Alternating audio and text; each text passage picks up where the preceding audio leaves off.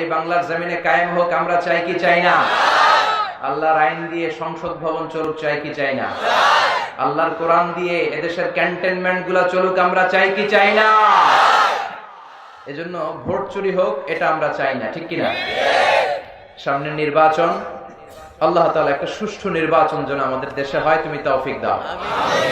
সব ধরনের সহিংসতা, মারামারি, দাঙ্গা হাঙ্গামা থেকে তুমি আমার এই সোনার বাংলাদেশকে বাঁচাও। আমরা সাধারণ মানুষ, আমরা খেটে খাওয়া মানুষ, আমরা তো রাজনীতি বুঝি না, ঠিক কিনা? আমরা বিএনপি বুঝি না, আওয়ামী লীগ বুঝি না, জাতীয় পার্টি বুঝি না, জামাত ইসলাম বুঝি না। আমরা বুঝি যারাই ইসলামের পক্ষে, যারাই জনগণের পক্ষে, যারা মাটি ও মানুষের নেতা, তাদের পক্ষে আমাদের ভোট যেতে হবে। চিল্লায় এখন, ঠিক কিনা?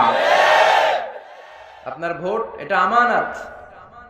আপনি চাইলেই যারে মন চায় তারে ভোট দিয়ে দিতে পারেন না। আপনার ভোট যেতে হবে যিনি সৎ,